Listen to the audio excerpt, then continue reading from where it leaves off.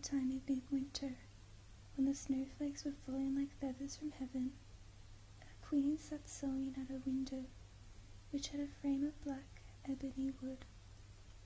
As she sewed, she looked up at the snow and pricked her finger with her needle. 3 drops of blood fell into the snow. The red on the white was so beautiful that she thought to herself, if only I had a child as white as snow, as red as blood, and as black as the wood in this frame.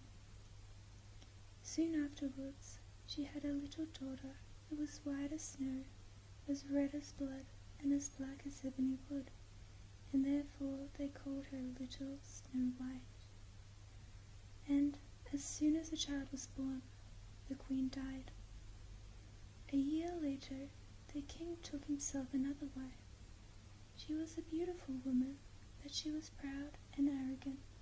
She could not stand if anyone might surpass her in beauty. She had a magic mirror. Every morning she stood before it, looked at herself and said, "Mirror, mirror on the wall, who in this land is fairest of all?" To this the mirror answered, "You, my queen, are fairest of all." Then she was satisfied, for she knew the mirror spoke the truth. Snow White grew up and became ever more beautiful. When she was 7 years old, she was as beautiful as the light of day, even more beautiful than the queen herself. One day, when the queen asked the mirror, "Mirror, mirror on the wall, who in this land is fairest of all?" it answered, "You, my queen, are fair, it is true, but Snow White is 1,000 times fairer than you." So the queen took fright and turned yellow and green with envy. From that hour on, whenever she looked at Snow White, her heart turned over inside her body. So great was her hatred for the girl. The envy and pride grew ever greater, like a weed in her heart, until she had no peace day and night. Then she summoned a huntsman and said to him, "Take Snow White out into the woods. I never want to see her again.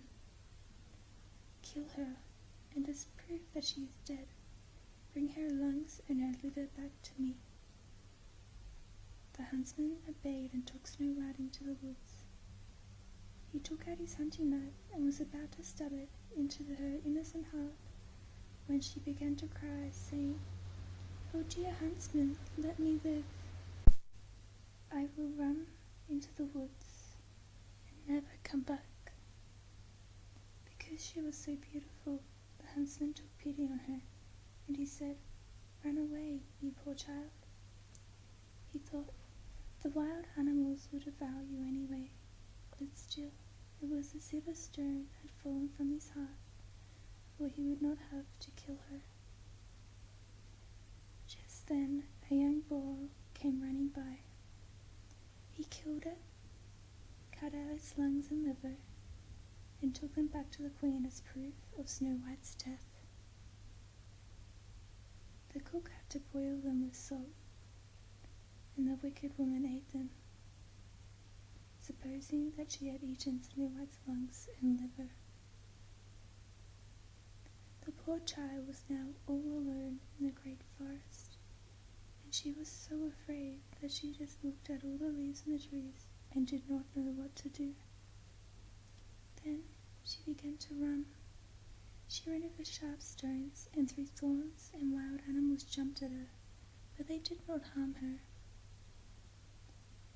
She ran as far as her feet could carry her, and just as evening was about to fall, she saw a little house and went inside in order to rest.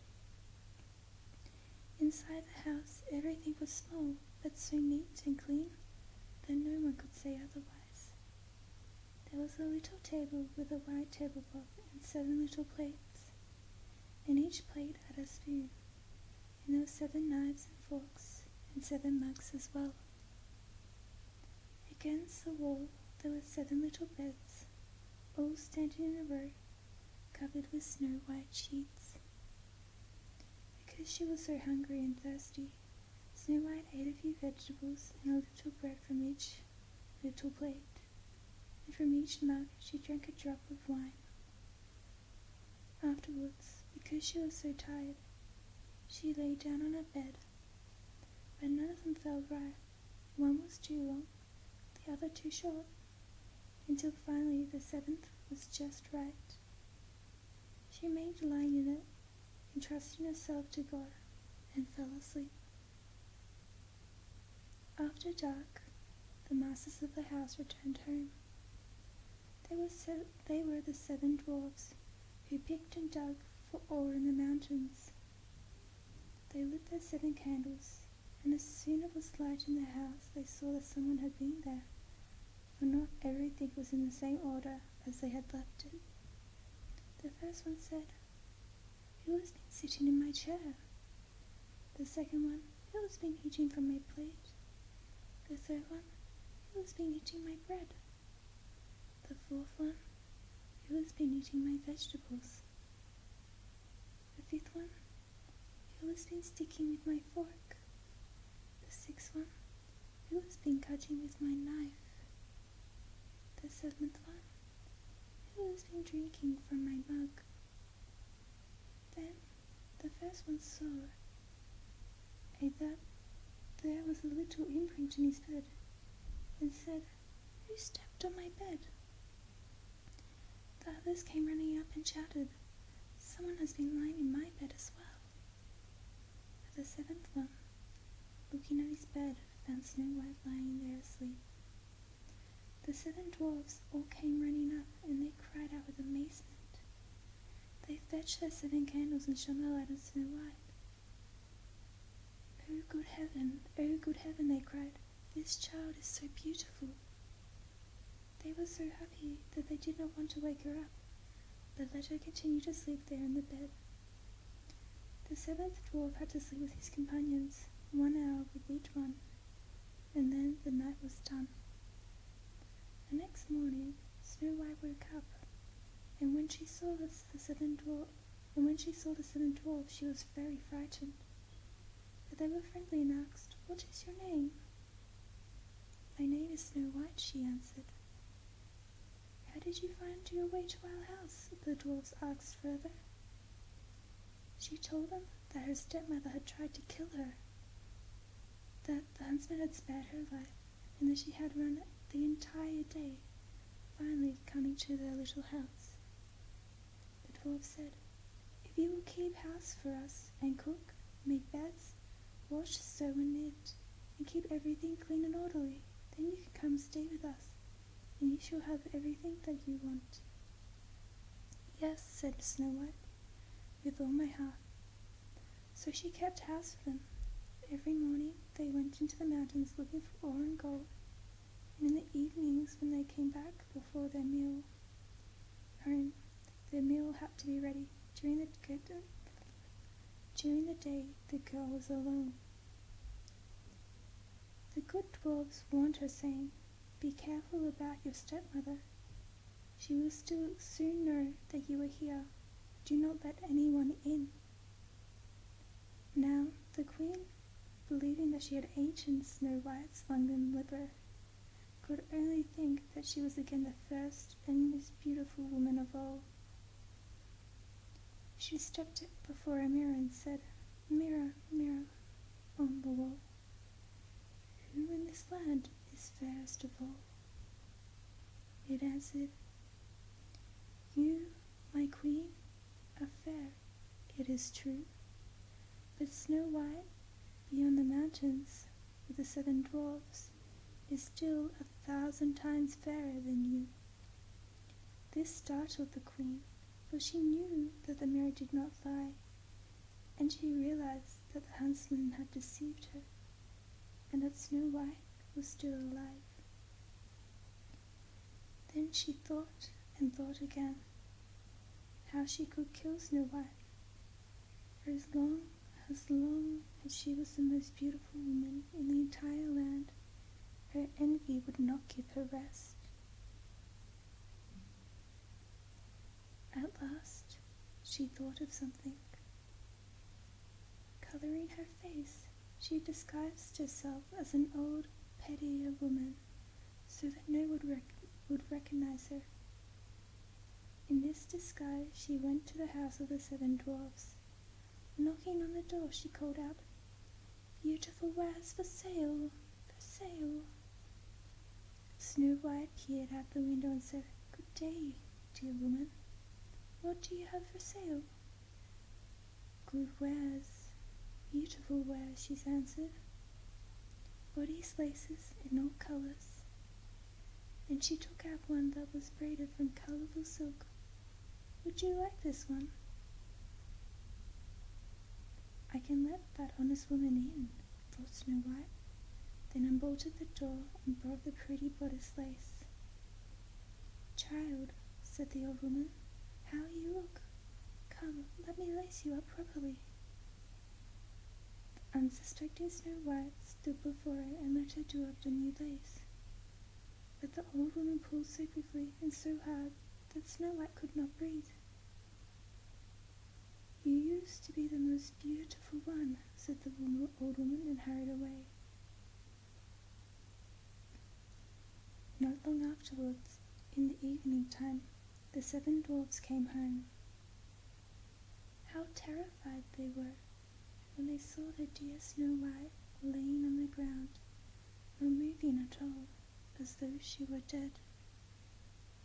They lifted her up, and seeing that she was too tightly laced, they cut the lace in two.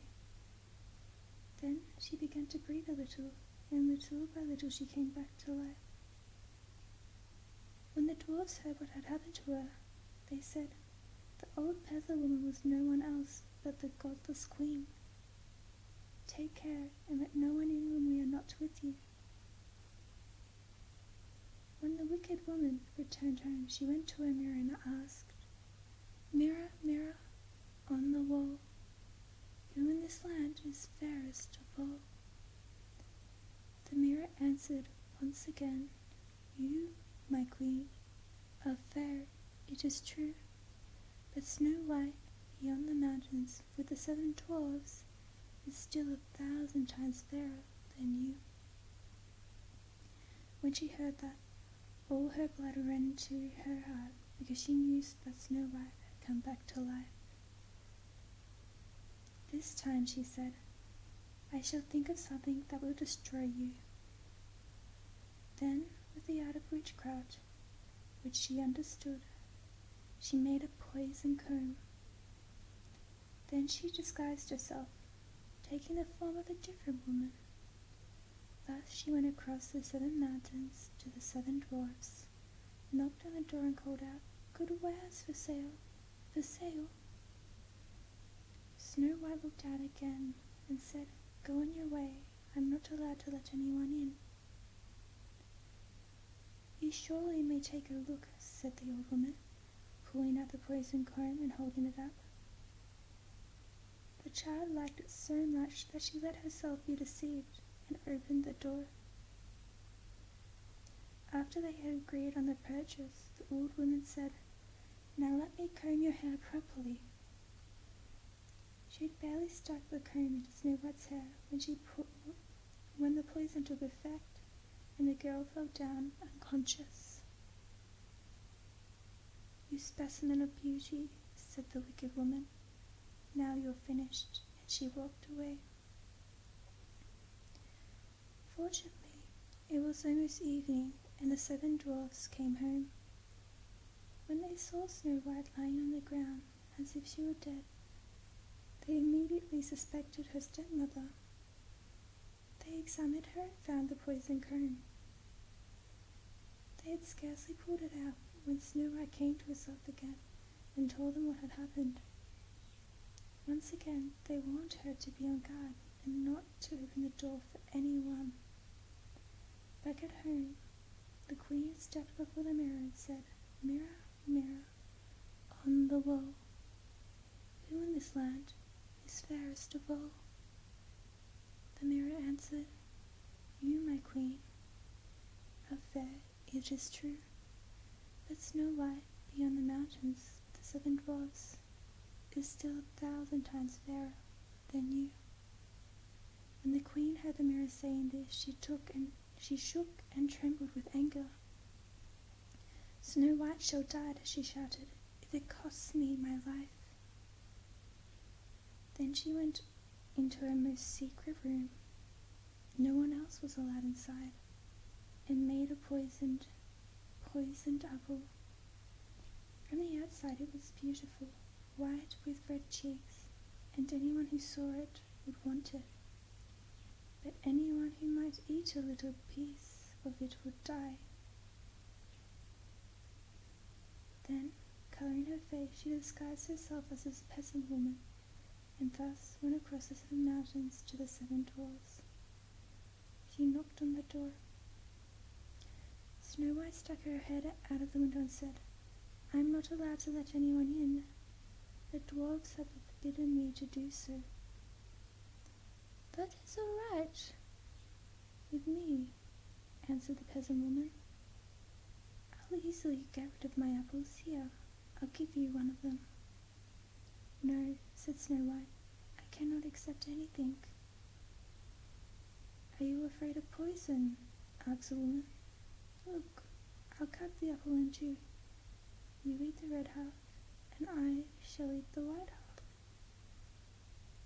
Now, the apple had been so artfully made that only the red half was poisoned. Snow White longed for the beautiful apple, and when she saw that the peasant woman was eating part of it, she could no longer resist, and she stuck her hand out and took the poisoned half. She had barely bit in her mouth when she fell to the ground dead. The queen looked at her with a gruesome stare, laughed loudly, and said, "White as snow, red as blood, black as ebony wood. This time the dwarfs cannot awaken you." Back at home, she asked her mirror, "Mirror, mirror on the wall, who in this land is fairest of all?" It finally answered, "You, my queen, are fairest of all." Then her envious heart was at rest, as well as an envious heart can be at rest. When the dwarfs came home that evening, they found Snow White lying on the ground. She was not breathing at all. She was dead. They lifted her up and looked for something poisonous. They emptied her laces. They combed her hair. They washed her with water and wine, but nothing helped. The dear child was dead, and she remained dead. They laid her on a bier, and all 7 sat next to her and mourned for her and cried for 3 days. They were going to bury her, but she looked as fresh as a living person, and still had her beautiful red cheeks. They said, "We cannot bury her in the black earth," and they had a transparent glass coffin made, so she could be seen from all sides.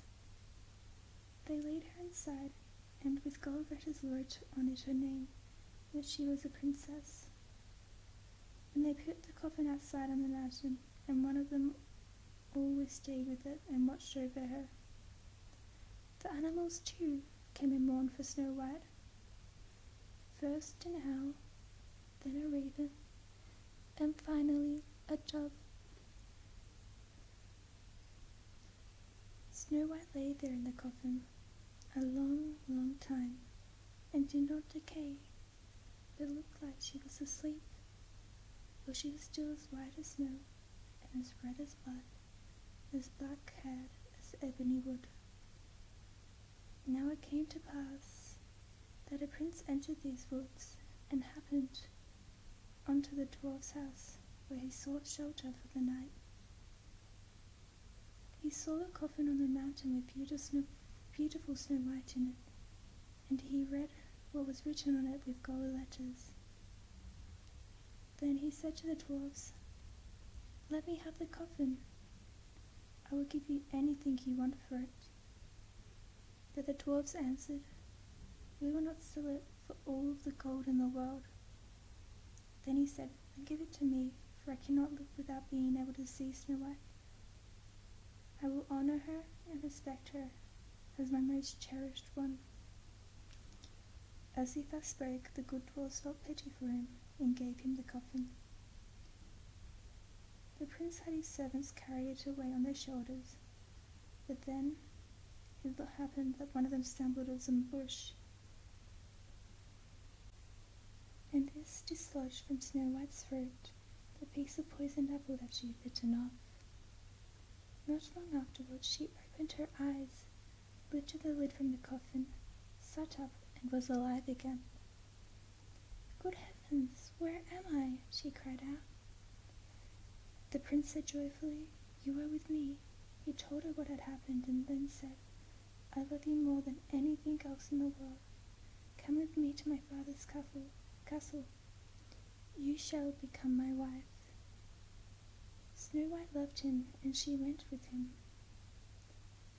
Their wedding was planned with great splendour and majesty.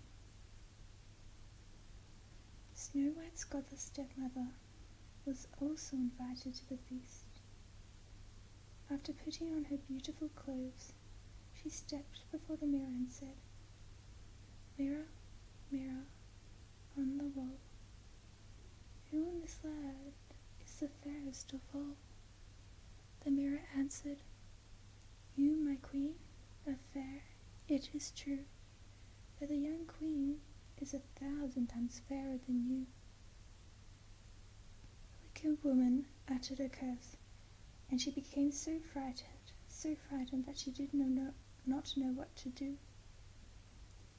At first, she did not want to go to the wedding, but she found no peace.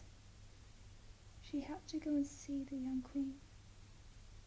When she arrived, she recognized Snow White, and terrorized, she could only stand there without moving.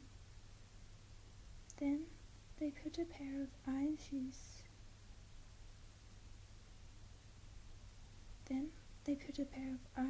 into burning coals. They were brought forth with tongs and placed before her feet.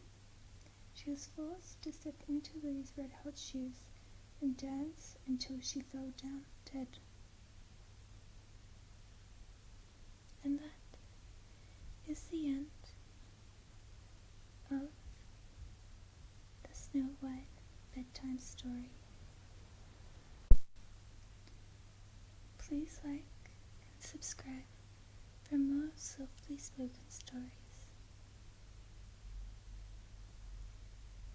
Until next time, goodbye.